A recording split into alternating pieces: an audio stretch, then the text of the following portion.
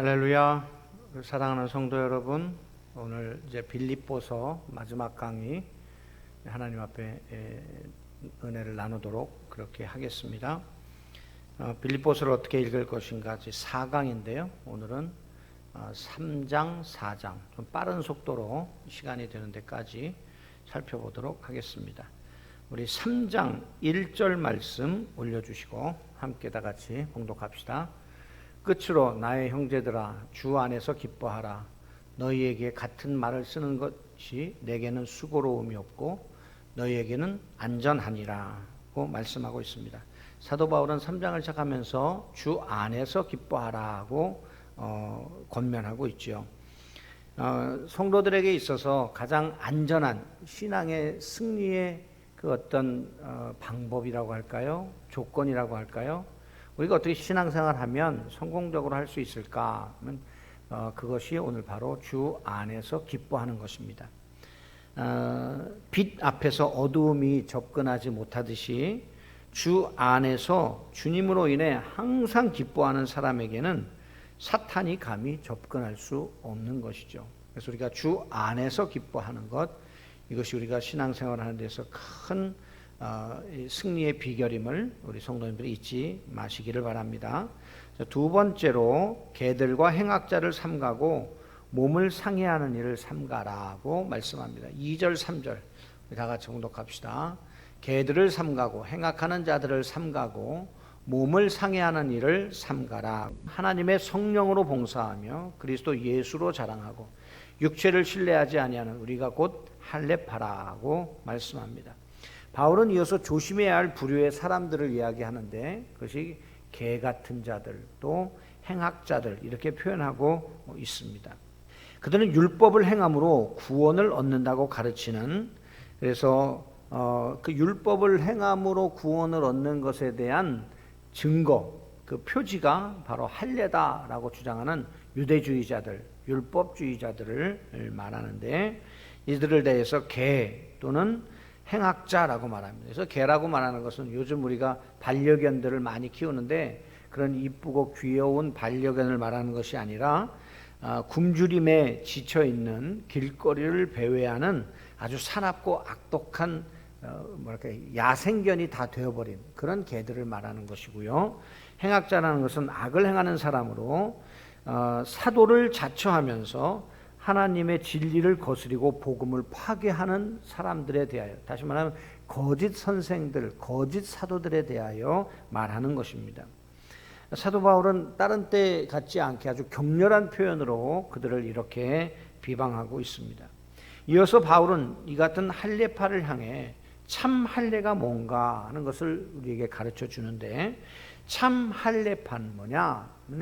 예수님을 마음으로 믿어 마음에 이제 하나님의 자녀라는 인치심을 받은 것, 그래서 성령이 내 안에 내주하심으로 하나님을 예배하는 자가 된 사람, 이게 참 할례파죠.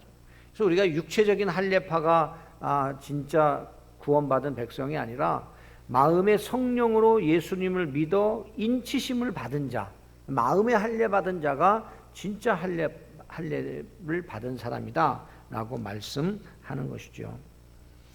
그들은 하나님은 영이시기에 오직 진리의 성령으로 말미암아서만 하나님께 바른 예배를 드릴 수 있는 사람들입니다.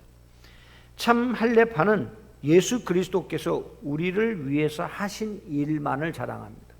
다시 말하면 나 자신을 드러내고 나 자신의 어떤 자랑을 나타내는 것이 아니라 나를 구원하신 예수님, 나를 구원하시기 위해 예수님을 이 땅에 보내신 하나님, 또 내 안에서 역사하셔서 오늘도 믿음으로 살게 하시는 성령님, 이 삼위일체 하나님만을 드러내고 하나님만을 자랑하는 사람, 이 사람이 바로 성령의 사람이며 진정한 할례파라고 할 수 있는 것이죠. 그들은 하나님을 만족시키는 의의는 오직 예수 그리스도를 통해서 나오는 것임을 알기 때문에 이런 삶을 사는 것이죠. 우리 갈라디아서 6장 14절, 아까 PPT 화면에 나와 있던 본문 다시 한번 올려봐 주세요. 그러나 내게는 우리 주 예수 그리스도의 십자가 외에 결코 자랑할 것이 없으니 그리스도로 말미암아 세상이 나를 대하여 십자가에 못 박히고 내가 또한 세상에 대하여 그러하니라. 오늘 본문에 보니까 우리 주 예수 그리스도의 십자가 외에 결코 자랑하지 않겠다라고 사도 바울이 선언하고 있는 것이죠. 그래서 참 할례파는 자기 육체의 행위로는 스스로 구원할 수 없음을 잘 알고 있기 때문에 자기의 육체를 자랑하지 아니하고 자기를 구원하신 오직 예수 그리스도만을 자랑하는, 예수 그리스도의 십자가만을 자랑하는 사람이다라는 것입니다. 따라서 자기를 자랑하고 자기의 의의를 자랑하고 내가 이렇게 할례받은 사람이다라고 율법주의를 강조하는 그런 행악자들을 조심하라 하는 것을 말씀하고 있는 것이죠. 우리 자신을 한번 돌아보십시다. 우리는 우리가 행한 무엇인가를 자랑하기 급급하고 있는지, 아니면 내 안에서 역사하신 성령의 은혜로 오늘도 내 안에 예수 그리스도가 나타나고 예수 그리스도만을 드러내기를 힘쓰는 인생인지 돌아본다면 우리의 신앙생활이 진정한 신앙생활인지 아닌지를 이렇게 판단할 수 있는 그런 시금석이 될 것입니다. 자, 세 번째로 율법의 의와 열심에 있어서 흠이 없는 바울입니다. 우리 4절 6절 말씀 함께 봉독하십시다. 다 같이 봉독합시다. 그러나 나도 육체를 신뢰할 만하며 만일 누구든지 다른 이가 육체를 신뢰할 것이 있는 줄로 생각하면 나는 더욱 그러하리니 나는 8일 만에 할례를 받고 이스라엘 족속이요 베냐민 지파요 히브리인 중에 히브리인이요 율법으로는 바리새인이요 열심으로는 교회를 박해하고 율법의 의로는 흠이 없는 자라, 이렇게 말합니다. 사실 율법주의자들이 율법을 지켜야 구원을 받는다, 할례를 받아야 구원을 받는다 이렇게 말하는 사람들에 대해서 율법으로 치면 나도 너희들 못지않다, 아니 너희들보다도 뛰어나다라고 말하는 것이죠.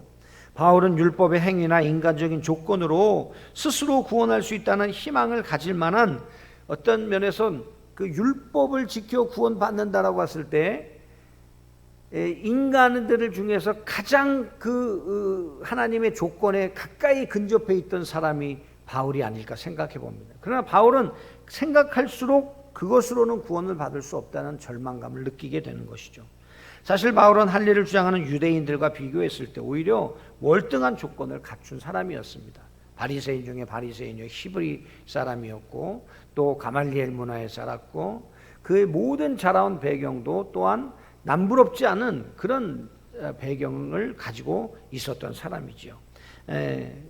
그랬던 그가 과거에 자랑하고 의지했던 모든 것을 다 내어버릴 뿐만 아니라 오히려 해로운 것으로 여기게 되었다고 말씀하고 있는 것입니다. 그렇습니다. 여러분, 우리가 어떤 큰 보석을 소유했다면, 보물을 소유했다면 그동안 내가 가지고 있던 별 볼 일 없었던 것들은요 다 필요 없는 것으로 여겨지는 것이죠. 이 세상에서 가장 존귀한 보물이신 예수 그리스도를 우리가 담고 우리가 우리 마음에 모시고 사는 거예요. 그러면 우리가 그동안 가치 있다고 여겼던 모든 것들이요 그 예수님의 보배로움 앞에서 다 없어져 버리는 거예요. 다 무효화돼 버리는 거예요. 다 가치가 상실되어져 버리는 것이죠.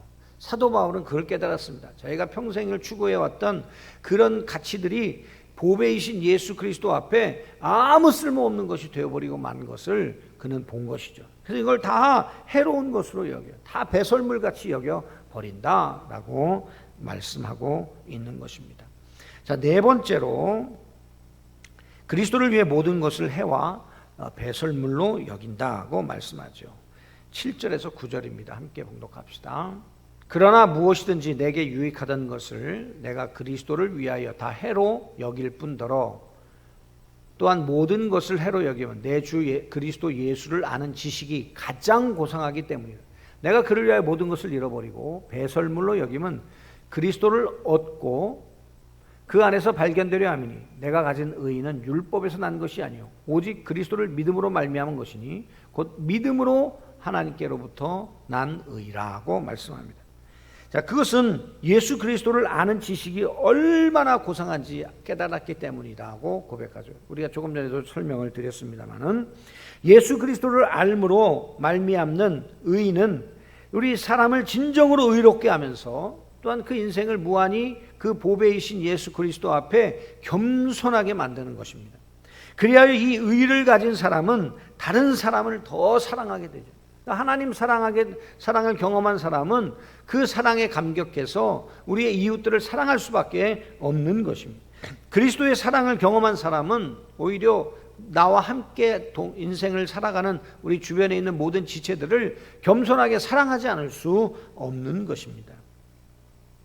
그러나 율법으로 말미암은 의는 결코 인간을 온전히 의롭게 할 수 없으며 그것을 가진 자를 무한히 교만하게 하여 다른 사람을 정죄하게 합니다. 그래서 남을 판단하고 남을 정죄하고 남을 비난하기를 좋아하는 사람은 왜요? 자기 의가 충만하기 때문에.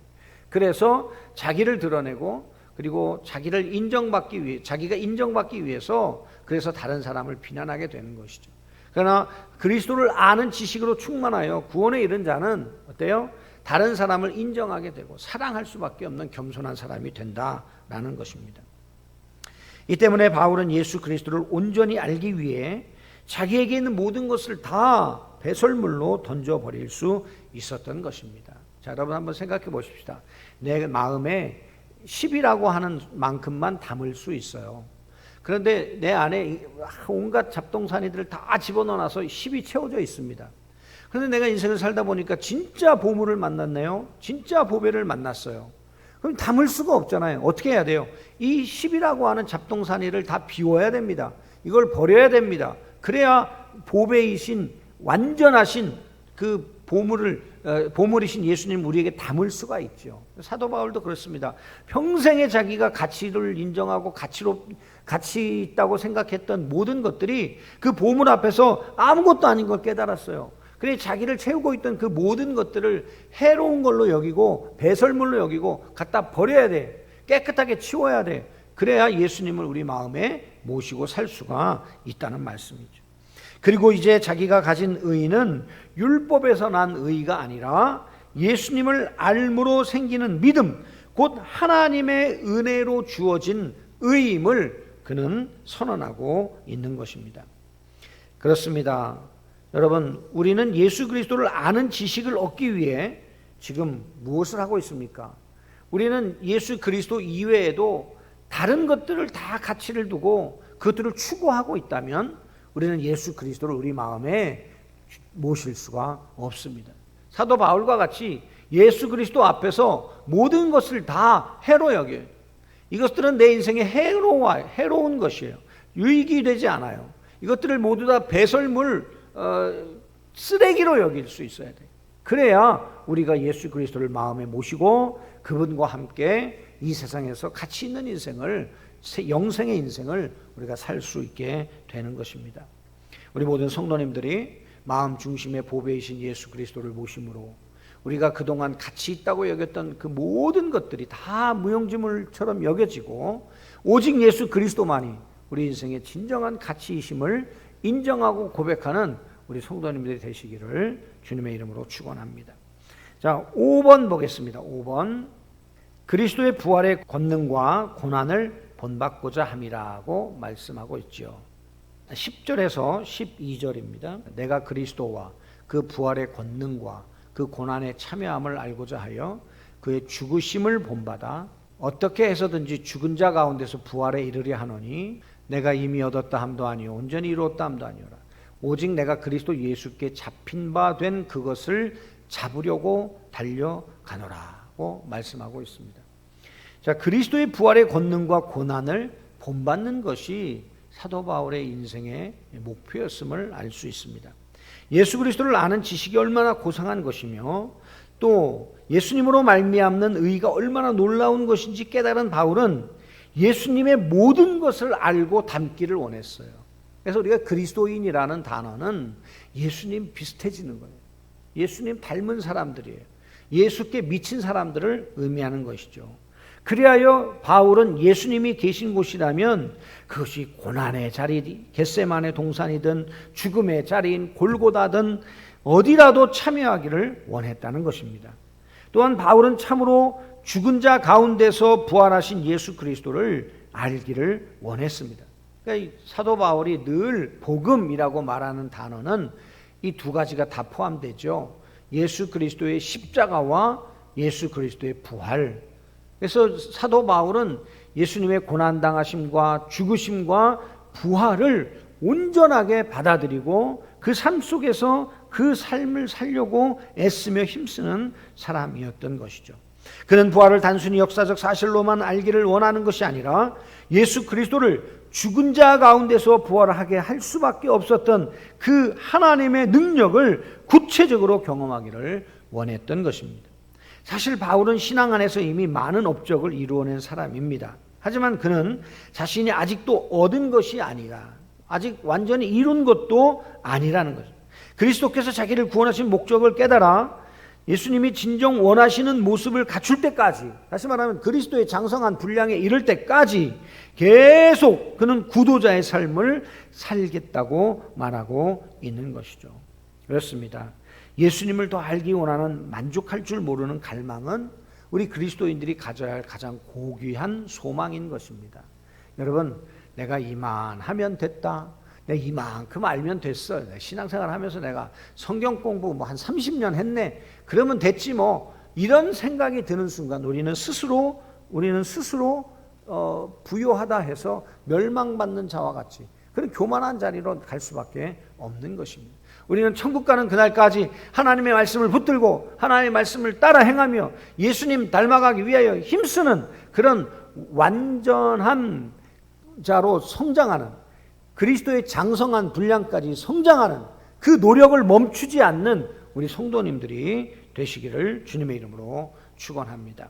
자, 여섯 번째로 부르심의 상을 위해 표대를 향하여 달려감이라고 했습니다. 13절 14절 다 같이 봉독할까요?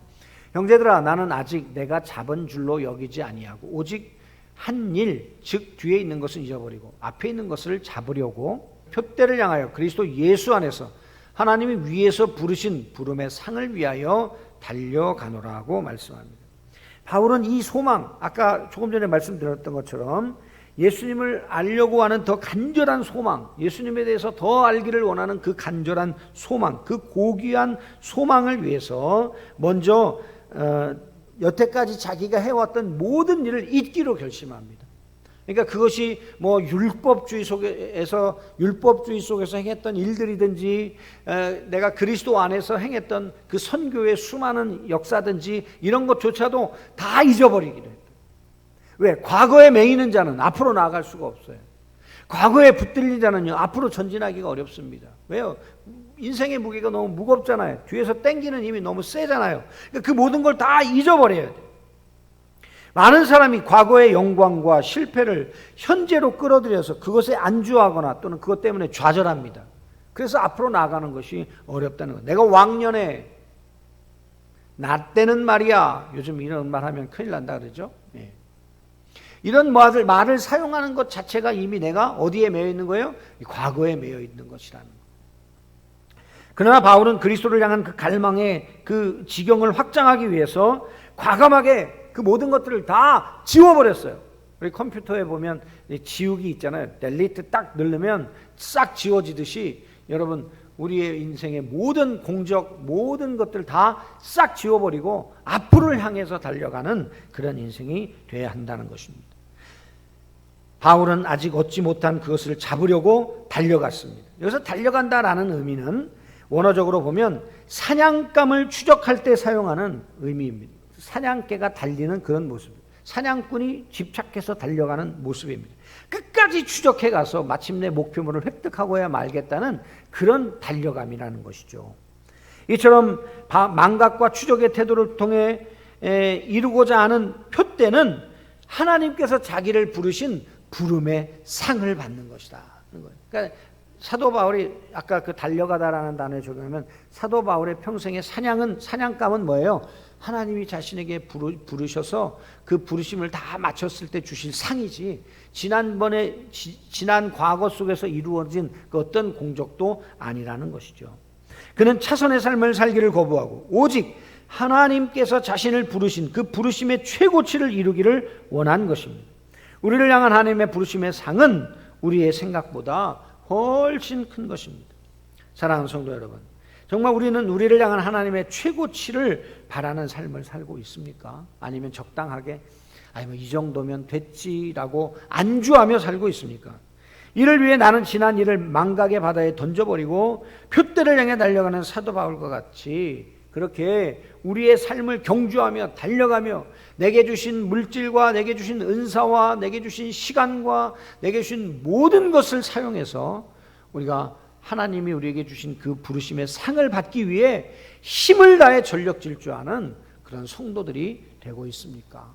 우리 자신을 돌아보면서 오늘 사도 바울의 말씀에 귀를 기울일 수 있기를 원합니다. 자, 여기까지 우리가 이제 14절까지 살펴보았는데요. 이 4절에서부터 14절까지를 정리해 보면 그리스도를 닮아가는 데 필요한 신앙 자세에 대해서 기록되어져 있습니다. 그래서 우리가 그리스도인으로서 첫째, 버려야 할 것. 그것은 뭐예요? 육체를 신뢰하는 것을 버려야 돼. 아까 할례파라는 사람들, 율법주의자들이 말한 것처럼 내가 할례받은 것이 구원의 조건인 것처럼 자기를 자랑하는 육체를 신뢰하는 것을 버려야 된다. 두 번째, 회피해야 할 것은 뭐냐? 그러니까 우리의 자만심이에요. 이건 피해야 돼요. 우리의 자만심은 날마다 피해야 됩니다. 우리가 하나님을 경외하고 하나님을 사랑해야죠. 그래서 우리가 얻어야 될 것은 뭐냐? 그리스도를 아는 지식의 고상함을 얻어야 돼요. 그래서 우리가 그리스도를 아는 지식이 많아져야 돼요. 많아질수록 어떻게 해요? 겸손해지게 되는 거예요. 우리 그 성도들이 잊어버려야 할 게 뭐냐? 과거를 잊어버려야 돼. 과거에 집착하지 아니하고 내가 이래봬도 우리 교회에 뭘 헌신했어? 내가 우리 교회에 뭘 이뤘어? 내가 우리 교회에 뭘 한 사람이야? 뭐 이런 것들을 다 잊어버려야 돼. 그래 하나님이 기뻐하시는 거예요. 다섯 번째로 알아야 할 것. 그리스도의 고난과 부활의 능력을 알아야 되는 거예요. 그래서 우리가 그리스도의 고난과 부활의 능력을 자꾸 덧입어서 우리가 이 땅에서도 그리스도와 같이 그리스도를 닮는 삶을 살아야 할 줄로 믿습니다. 또한 우리 인생에서 무시되어야 될 것이 뭐냐? 스스로 의로워지려는 노력을 무시해야 됩니다. 내 스스로 의로워지려고 몸부림쳐야 절대로 의로워질 수 없어요. 우리의 의는 하나님이 인정하셔야만 의로워질 수 있다는 것을 꼭 기억하시기 바랍니다. 일곱 번째, 받아들여야 할 것은 뭐예요? 믿음으로 말미암은 그리스도의 의죠. 그렇습니다. 우리가 하나님께서 우리가 예수 그리스도를 믿음으로 말미암아 그리스도의 의가 우리에게 전가되게 하셨어요. 그 그리스도의 의를 덧입어야만 돼. 그러니까 우리가 끝까지 받아들여야 될 것은 우리의 의가 아니라 그리스도의 의입니다. 여덟 번째, 죽어야 할 것은 뭐예요? 내 자아가 죽어야 돼. 이 자아가 죽어야 되는데 맨날 자고 일어나면 또 고개를 들고 또 고개를 들고 평생 우리가 우리의 자아를 꺾고 우리가 우리의 자아를 복종시키고 그리고 십자가 앞에 복종시키고 그리고 그리스도가 내 안에서 살게 해야만 합니다. 살아야 할 것은 뭡니까? 그리스도의 부활의 삶이에요. 그리스도의 능력의 부활의 생명의 부활의 삶을 우리가 살아내야 합니다. 그것은 우리의 삶이요 살리는 삶이어야 돼요.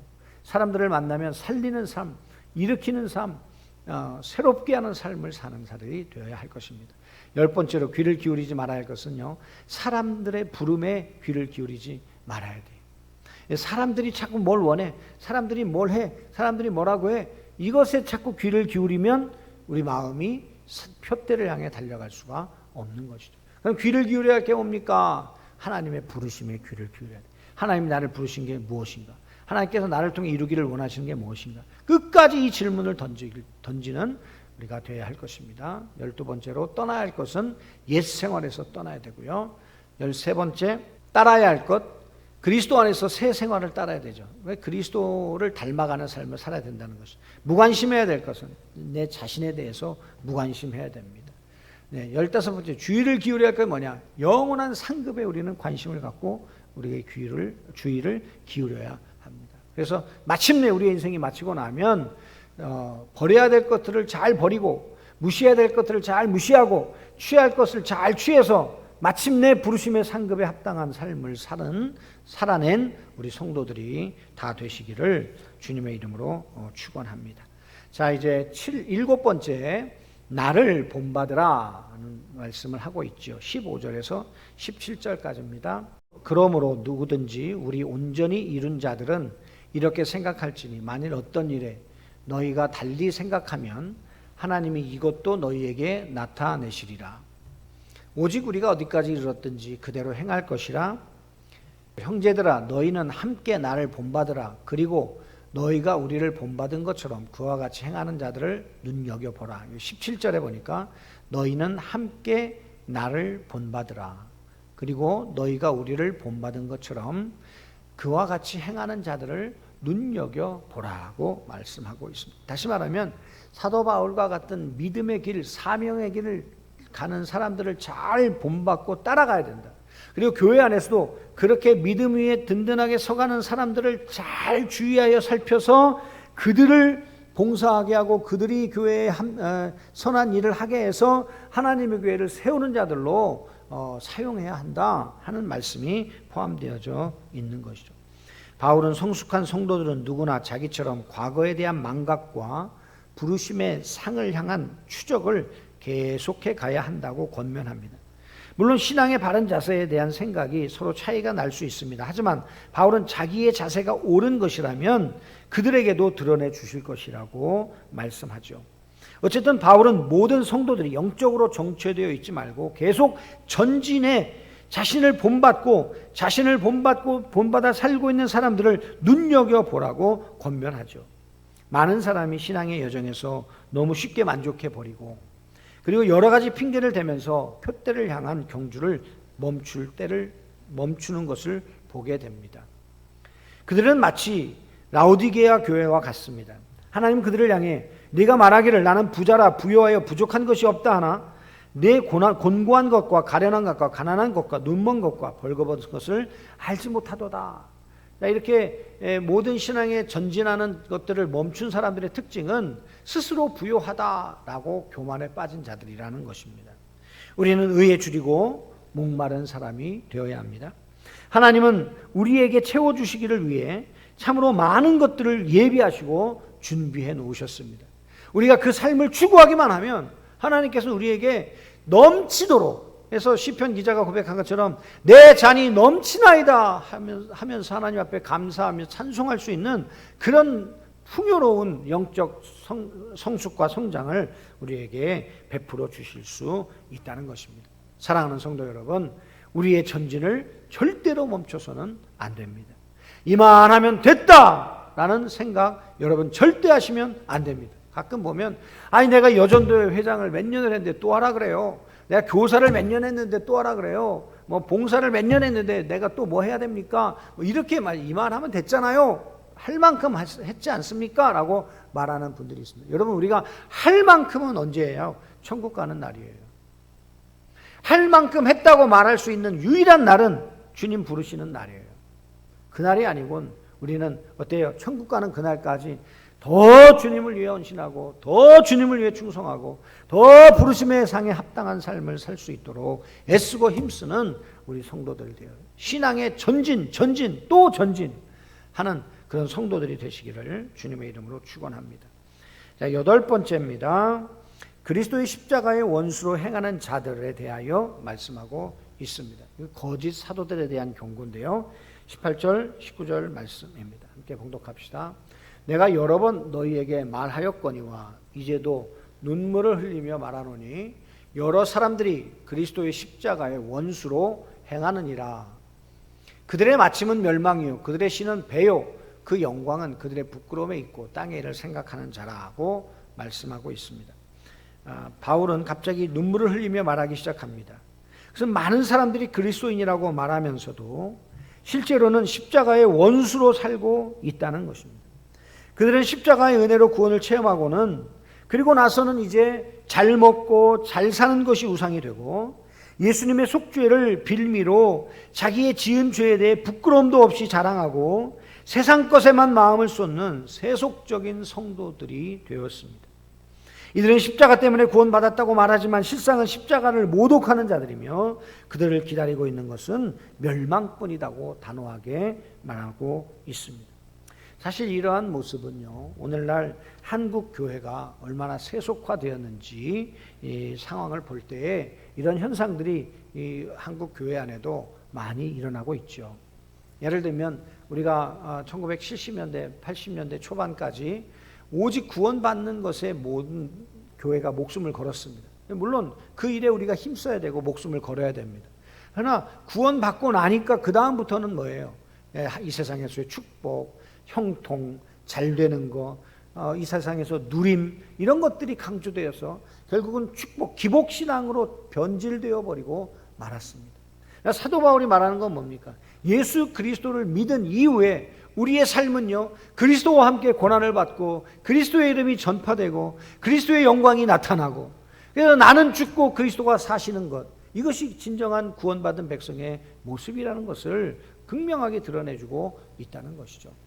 하나님께서는 우리가 하나님의 자녀이기 때문에 이 세상에서 누리는 복들도 주기를 원하십니다. 그러나 그것이 본질이 아니라는 것입니다. 우리의 본질은 주님을 위해 살고 주님을 위해 죽는 것, 주님을 닮고 주님을 알아가는 지식으로 우리가 충만해지며 우리가 천국 가는 그날까지 우리의 사명을 감당하기 위하여 우리의 모든 삶을 불태울 수 있는 그런 신앙의 전진이 우리에게는 필요한 것이죠. 그래서 한국 교회 안에 많은 목회자들이 이런 잘못된 것을 성도들에게 가르쳐서 결국 교회가 세속화되므로 오히려 세상의 손가락질을 받는 그런 부끄러운 모습을 얻게 되었던 것이죠. 이제 우리가 다시 돌이켜야 할 때입니다. 이 코로나19가 어쩌면 하나님께서 그런 모든 세속화로부터 다시 돌이키는 기회로 우리를 삼으시는지 모르겠습니다. 그래서 우리가 정말 예배의 소중함, 하나님을 섬기는 소중함, 그리고 말세가 가까워오고 있으므로 더 복음 전파가 강력하게 이루어져야 되며 교회들을 통해서 선교의 사명들이 감당되어야 한다는 것을 우리가 깨닫고, 그리고 또한 그러한 삶을 추구하는 우리 성도들이 되시기를 주님의 이름으로 축원합니다. 이제 3장 마지막 부분으로 우리의 시민권은 하늘에 있다 하는 것이죠. 20절, 21절입니다. 그러나 우리의 시민권은 하늘에 있는지라 거기로부터 구원하는 자 곧 주 예수 그리스도를 기다리노니 그는 만물을 자기에게 복종하게 하실 수 있는 자의 역사로 우리의 낮은 몸을 자기 영광의 몸의 형체와 같이 변하게 하시리라고 말씀합니다. 십자가를 믿는 성도는 하늘에 있는 시민권을 이 세상의 것보다도 분명하게 인식하는 사람입니다. 우리는 이중 국적자예요. 첫 번째 국적은 이 땅, 대한민국의 국적을 가지고 있습니다. 그러나 우리는 이 국적으로 만족하는 자들이 아니라 하늘의 국적을 가지고, 하나님 나라의 국적을 가지고 있는 자들이에요. 여러분, 어느 나라의 시민권이 더 가치 있을까요? 여러분, 재미있는 것은 한국 사람들이 미국에 가거나 카나다나 또 호주에 가면요, 호주나 이런데 좀 선진국으로 우리나라보다 더 나은 좀 복지가 잘 되어 있고 그런 나라들에 가면 반드시 영주권이나 시민권을 따려고 애를 씁니다. 그런데 좀 못 사는 나라, 뭐 동남아에 있는 여러 나라들을 가면 절대 그 나라의 시민권을 안 따요. 언제든지 무슨 일만 있다 그러면 빠져나올 생각을 하면 늘 보따리를 쌓아놓고 있어요. 이유가 뭘까요? 내가 이 나라에 정착해봤자 내가 유익이 없다는 거죠. 그러나 미국이라든가 또는 우리 어딥니까 뭐 선진국의 카나다나 뭐 이런 데 살기 좋은 그런 데에 가면 어때요? 그 나라가 대한민국 시민권보다 훨씬 더 낫다고 여겨지기 때문에 그 시민권을 따려고 몸부림치는 것이죠. 그러니까 여러분, 이 땅에서도 그런데 우리가 영원한 하나님 나라와 잠시 머무는 대한민국, 여러분 어느 나라 시민권이 더 좋은 겁니까? 그건 말할 것도 없이 하늘의 시민권인 것이죠. 근데 사도 바울은 우리가 서론에서도 살펴보았지만 이 빌립보라고 하는 이 시에 사는 사람들이 다 군인으로서 과거의 전쟁에서 공헌을 세웠기 때문에 황제가 이 빌립보에 있는 은퇴한 군인들에게 로마 시민권을 부여한 것이죠. 당시에 로마 시민권은 모든 사람들이 부러워하는 시민권이었죠. 그래서 그것을 따려고 돈도 많이 들여야 돼요. 어떤 사람은 부모를 잘 만나서 그냥 받기도 하지만 사도 바울 같이, 그러나 수많은 돈이 들어가야만 시민권을 딸 수가 있는 거예요. 그런 것을 염두에 두고 시민권 이야기를 하는 것입니다. 예수 그리스도의 재림을 대망합니다. 이것은 하늘의 시민권이 있는 자들이 빨리 하나님 나라가 이루어지기를 간절히 소망하는 것이죠. 그리고 그날이 이르렀을 때 우리의 비천한 몸마저도 예수 그리스도와 같은 영광의 몸으로 변화될 것이라는 놀라운 소망을 가지게 되는 것입니다. 이 때문에 참된 성도는 결코 자기 만족과 이 세상 재미에 빠져 있을 수 없는 것입니다. 우리는 십자가의 원수가 아니라 십자가를 주신 목적을 바르게 붙잡고 하늘의 소망을 이루는 그러한 신앙의 사람이 되어야 할 것입니다. 사랑하는 성도 여러분, 나는 하늘의 시민권을 분명히 인식하고 있습니까? 그리스도의 재림을 기다리고 있습니까? 혹시 예수님의 속죄를 모독하며 이 땅의 삶으로 만족하고 이 땅의 부귀영화를 누리는 것이 내 신앙의 아주 중요한 영역으로 자리매김하고 있지는 않습니까? 우리를 통해 예수님의 십자가가 자랑되어지고 예수님의 십자가의 능력이 드러나고 그리고 주님 다시 오실 날을 대망하며 사는 우리 사랑하는 성도님들이 다 되시기를 주님의 이름으로 축원합니다. 이어서 계속 말씀을 나누도록 하겠습니다. 조금 간단하게 추려서 최대한 빨리 이 4장을 좀 마치도록 하겠습니다. 자, 빌립보서 4장 첫 번째, 사도 바울은 주 안에서 설하고 권면하고 있습니다. 자, 우리 함께 1절 다 같이 봉독하십시다. 그러므로 나의 사랑하고 사모하는 형제들, 나의 기쁨이요 면류가 아닌 사랑하는 자들아, 이와 같이 주 안에 서라고 말씀하죠. 우리가 3장까지 살펴본 모든 그 삶의 방향성을 따라서 주 안에서 우리가 서 있어야 된다. 이 신앙의 자세, 이 신앙의 관점, 이 신앙의 방향성에서 우리가 절대로 벗어나면 안 된다라는 것을 말씀하고 있는 것이죠. 성도들에 대하여 사도 바울은 사랑하고 사모하는 형제들, 나의 기쁨이요 면류관이라고 표현하고 있습니다. 참으로 영광스러운 표현이죠. 빌립보 교회 성도들을 생각할 때 사랑과 기쁨과 자랑의 제목이 사도 바울에게 되고 있습니다. 그래서 주 안에서 나누는 성도의 교제만큼 기쁨을 주는 것이 없죠. 그래서 시편 16편 3절 말씀 조금 전에 우리가 올려졌었는데 다 같이 봉독합니다. 땅에 있는 성도들은 존귀한 자들이니 나의 모든 즐거움이 그들에게 있도다.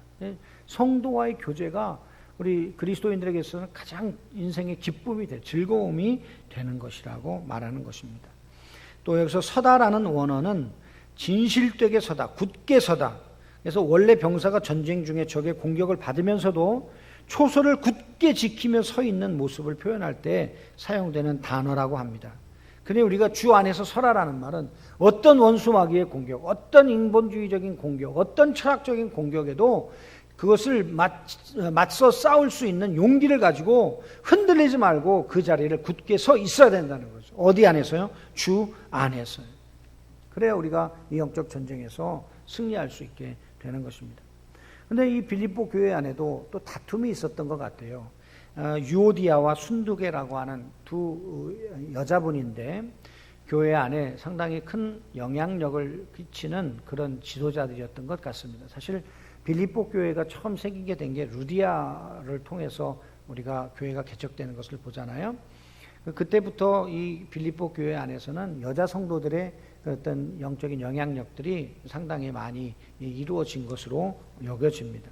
그렇지만 사도 바울은 두 사람이 서로 분쟁과 다툼을 멈추라고 말하죠. 우리 2절 말씀 한번 볼까요? 2절입니다. 시작. 내가 유오디아를 권하고 순두계를 권하노니 주 안에서 같은 마음을 품어라. 서로 주 안에서 다른 마음을 품었어요. 이들은 구원에 이르는 믿음도 가졌고 교회 앞에 헌신하는 믿음도 가졌는데 그 방법이 다를 수도 있죠. 그래서 우리가 다른 것은 다를 뿐이지 틀린 것이 아니라는 것을 늘 인정해야 합니다.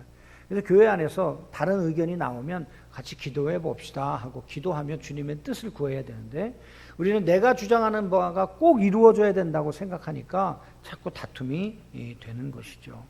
그래서 주 안에서 같은 마음을 품으라고 권면하고 있는 것입니다.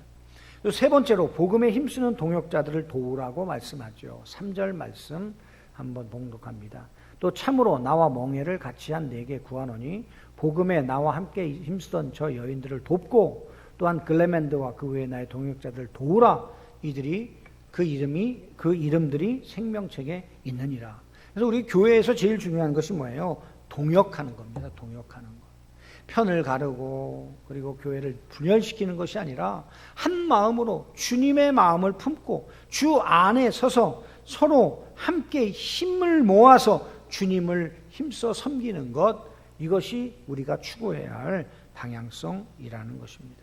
사랑하는 성도 여러분, 우리들은 동역자들의 약점에도 불구하고 주 안에서 같은 마음을 품고 그리고 돕기 위해 힘쓰는 자들이 되어야 할 것입니다. 지도자들의 단점을 드러내고 지도자들의 약점을 자꾸 이렇게 들춰내서 교회를 어지럽히는 자들이 아니라 진실로 주 안에서 그 연약함은 나보고 가려주라고 있는 거구나 라면서 늘 허물을 덮어주고 함께 동역하고 힘을 모아주는 그런 모습들이 있을 때 하나님 기뻐하시는 교회가 될 줄로 믿습니다.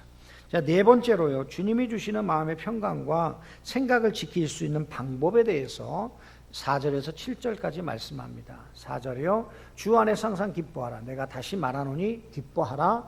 너희 관용을 모든 사람에게 알게 하라. 주께서 가까우시니라. 아무것도 염려하지 말고 다만 모든 일에 기도와 간구로 너희 구할 것을 감사함으로 하나님께 아뢰라. 그리하면 모든 지각에 뛰어난 하나님의 평강이 그리스도 예수 안에서 너희 마음과 생각을 지키시리라고 말씀합니다. 여기 세 가지가 나옵니다. 우리 성도들의 마음과 평강과 생각을 지킬 수 있는 비결 세 가지. 첫째, 주 안에서 기뻐하는 것. 오늘 4절에서 말씀하고 있죠. 그래서 그리스도인, 성도는 자신의 삶에 대해 어떤 변화가 올지라도 그 신박한 죽음의 위협이라 할지라도 주 안에서 기뻐하는 자예요. 사도 바울은 그 환경이 기쁜 환경이 아니잖아요. 감옥 안에 갇혀 있잖아요. 그럼에도 기뻐하라. 그리고 자기가 주 안에서 기뻐한다 하고 고백하고 너희도 나와 같이 기뻐하라고 말씀하고 있는 것입니다. 주님 안에는 언제든지 기뻐할 일이 가득합니다. 주님 밖에 있을 때는요, 세상의 모든 것을 다 소유했어도 기쁘지 않아요. 더 목마릅니다. 주 안에 있으면요, 작은 것 하나에도 감사하고 기뻐할 수 있습니다. 우리가 주 안에서 기뻐하는 성도들이 되실 때 승리하는 신앙생활을 할 줄로 믿습니다. 두 번째는 관용의 자세를 가지는 겁니다. 나에 대해서는 철저해야 하고 다른 사람에 대해서는 우리가 너그러워야 되는 것이죠. 그래서 관용의 자세를 가져야만 하는 것입니다. 관용이란 손해나 역경을 당해도 쉽게 동요되거나 넘어지지 않고 평정을 유지하는 영적인 인내를 가리킵니다. 칼빈이 한 얘기고요.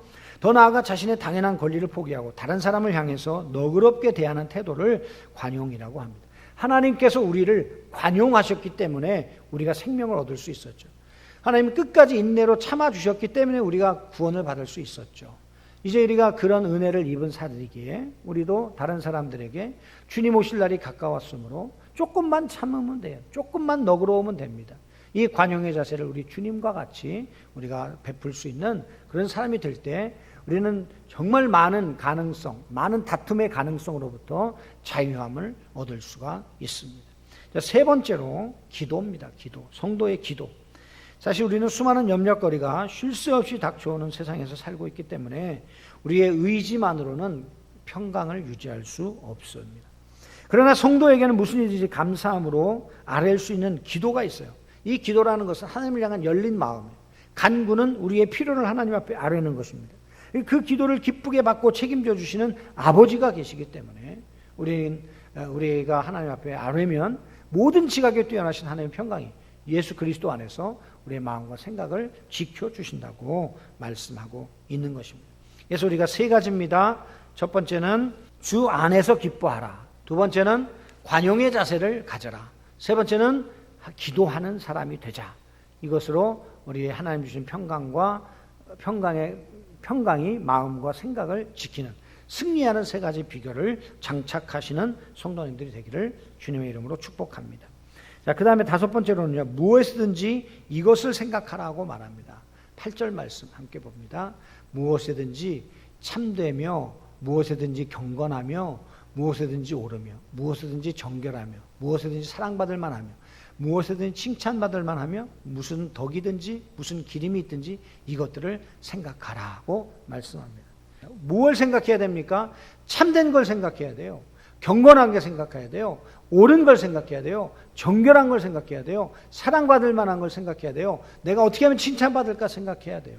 그래서 무슨 일을 하든지 이것들을 생각하며 진실한 삶을 살 때 성도의 삶이 되는 것이다 라는 것을 말씀으로 보여주고 있는 것입니다. 예수님은 전적으로 타락한 우리를 보시면서도 최선의 것을 생각할 수 있었습니다. 그러면 우리도 선택의 순간마다 진실하고 바른 생각을 붙잡는 사람이 되어서 바른 결정, 바른 삶의 방향성을 가지고 우리 성도의 삶을 경주하는 성도님들이 되기를 바랍니다. 자, 여섯 번째로 또 배우고 받고 듣고 본 바를 행하라 하는 것이죠. 9절 말씀입니다. 너희는 내게 배우고 받고 듣고 본 바를 행하라. 그리하면 평강의 하나님이 너희와 함께 계시리라 했습니다. 자, 우리 사도 바울이 이 빌립보 교회 성도들을 위하여 많이 가르치고 행했습니다. 그것들을 그저 늘 배우고 그리고 받고 그리고 그것들을 늘 숙지해서 행동으로 옮겨야 된다는 것이죠. 하나님과 동행하는 삶을 살 수 있다 하는 것을 말씀하고 있습니다. 우리는 배운 것과 다르게 살고 있지 않습니까? 우리는 배운 것과 틀리게 살고 있지 않습니까? 우리가 진리를 배웠다면 진리로 행해야죠. 진리를 따라 행해야죠. 진리 가운데 행해야 됩니다.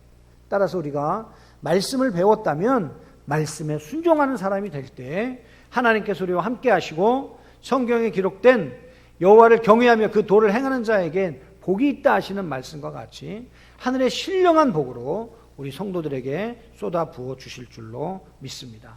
자, 7번 보겠습니다. 주 안에서 성도들로 인해 크게 기쁜 이유를 설명하고 있습니다. 10절 말씀인데요. 10절 다 같이 봉독합니다. 내가 주 안에서 크게 기뻐함은 너희가 나를 생각하던 것이 이제 다시 싹이 남이니 너희가 또한 이를 위하여 생각은 하였으나 기회가 없었느니라. 빌립보 성도들 가운데 사도 바울을 생각하는 모습이 다시 싹이 난 것에 대해서 크게 기뻐하고 있습니다. 이것은 사도 바울이 옥에 갇혀 있을 때 에바브로디도를 통해 그 사도 바울의 필요를 공급해 준 것을 말합니다. 빌립보 교회는 얼마 동안 복음을 위해 헌신할 마음은 있었지만 구체적으로 동참할 수 있는 기회를 갖지 못하고 있었던 것으로 보여집니다. 그런데 이제 사도 바울은 이처럼 기뻐하는 이유가 결코 자신의 처지가 어렵게 되었기 때문이 아님을 밝히고 있어요. 우리 8번 볼까요? 자족할 줄 아는 일체의 비결을 배웠다. 11절에서 13절입니다. 내가 궁핍함으로 말하는 것이 아니니라. 어떠한 형편인지 나는 자족하기를 배웠노니 나는 비천에 처할 줄도 알고 풍부에 처할 줄도 알아. 모든 일에 곧 배부름과 배고픔과 풍부와 궁핍에도 처할 줄 아는 일체의 비결을 배웠느니라. 내게 능력 주신 자 안에서 내가 모든 것을 할 수 있느니라고 말씀하고 있습니다.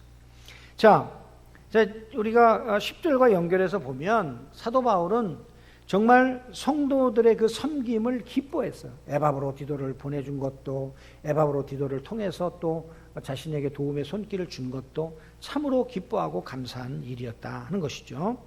그럼에도 불구하고 사도 바울은 가난할 때도 있었어요. 또 섬김을 통해서 또 좀 넉넉할 때도 있었어요. 그러나 어떤 때든지 사도 바울은 자족하는 법을 배웠다 하는 것입니다. 배가 부르거나 고프거나 가진 것이 풍성하거나 궁핍하거나 상관없이 사도 바울은 자족하는 비결을 체득한 것입니다. 그래서 어떤 상황이든지 내 안에 역사하시는 그리고 내게 힘주시는 예수님으로 말미암아 하나님의 뜻을 이룰 수 있는 그런 능력을 갖게 되었다는 것이죠. 그래서 내게 능력 주신 자 안에서라는 이 모든 것을 할 수 있다는 말은 슈퍼맨이 된다는 뜻이 아니라 모든 환경에서 자족하고 감사할 수 있는 능력이 내 안에 생겼다라는 말씀으로 이해해야 할 것입니다. 사실 하나님을 최고의 분깃으로 가진 자에게는 다른 무엇이 조금 모자라다 할지라도 어떤 것이 조금 더 많다고 우쭐댈 이유도 없는 것이며 또 부족하다 해서 원망할 것도 없는 것입니다. 그저 그리스도께 감사하는 것이 오직 그리스도가 내 최고의 분깃이 돼요. 주밖에는 나의 복이 없나이다 했던 시편 기자의 고백과 같이 사도 바울의 고백을 우리도 할 수 있는 성도님들이 되기를 축복합니다. 빌립보 교회 성도들에 대하여 14절에서 16절까지 칭찬하고 있는 그런 모습들이 기록되어 있고요. 그리고 또한 선물을 구하지 않고 성도의 풍성한 열매를 구하는 사도 바울의 모습을 보게 됩니다. 참 귀한 말씀인데 17절에서 18절 한번 다 같이 봉독해 봅시다. 내가 선물을 구함이 아니 오직 너희에게 유익하도록 풍성한 열매를 구함이라. 내게는 모든 것이 있고 또 풍부한지라. 에바브로디도 편에 너희가 준 것을 받았으므로 내가 풍족하니 이는 받으실 만한 향기로운 제물이요 하나님을 기쁘시게 한 것이라고 말합니다. 사실 우리가 누군가에게 도움을 받을 때 보면 감사하다, 또 도와준 것에 대하여 또 기쁘다는 마음이 있습니다. 동시에 또 이 물질에 대한 욕심을 갖기 시작하면 또 한없이 또 그 물질을 요구하는 경우들이 있어요. 그러니까 선교사님들도 가끔 그런 면을 보면 이게 조금 처음에 한번 도와드리면 끝없이 도와달라고 하는 분들이 있어요. 이것이 어떤 면에서는 사역의 관심보다는 물질에 관심이 있는 경우들도 우리가 왕왕 보게 되는 것이지요. 그러나 사도 바울은 그 물질은 이미 나에게 충분하다. 그것이 내가 바라는 것이 아니다. 이제 너희들의 성장, 너희들의 열매, 성령의 열매, 너희들의 인격적인 열매, 삶의 열매, 또 전도의 열매, 그런 것들을 내가 보기를 원한다고 그 성도들에게 말씀하고 있는 것이죠. 진정한 사역자의 자세라고 생각이 되어집니다. 하나님은 오늘도 우리에게 무엇을 원하십니까?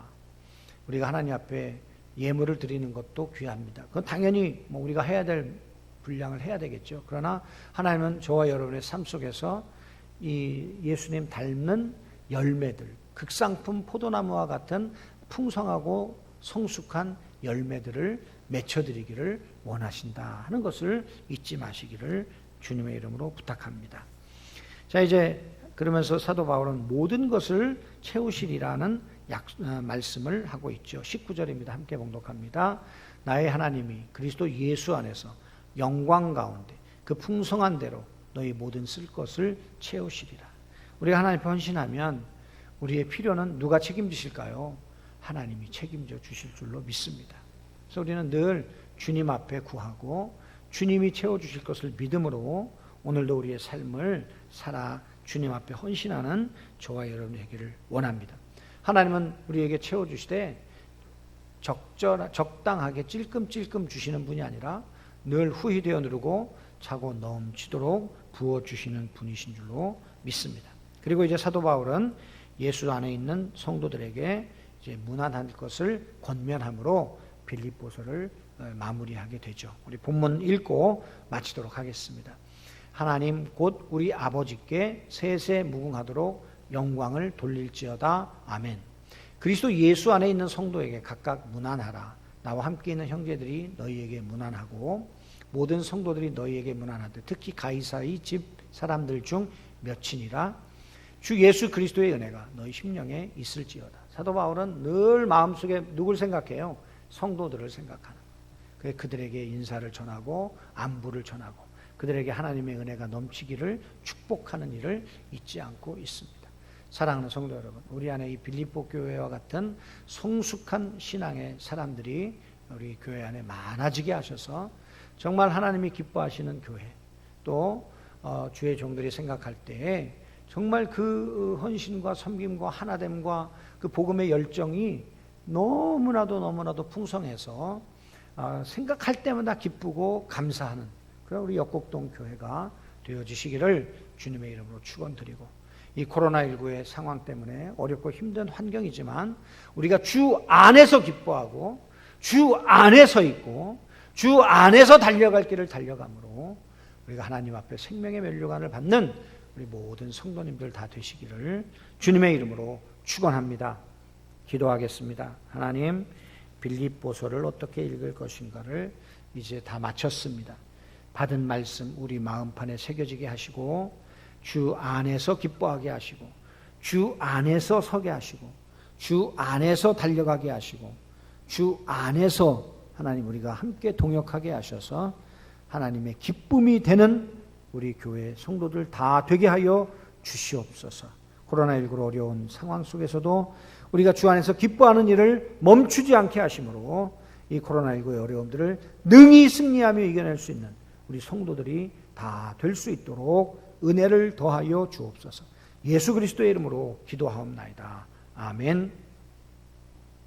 사랑하는 성도 여러분, 수고하셨습니다. 빌립보서를 많이 묵상하시고 은혜 받으시기 바라고, 이제 다음 주부터는 야고보서 강의를 장효선 목사님이 진행하도록 할 것입니다. 많이 기대해 주시고 은혜 받으실 준비를 하시기 바랍니다. 그동안 수고하셨습니다. 감사합니다. 사랑합니다.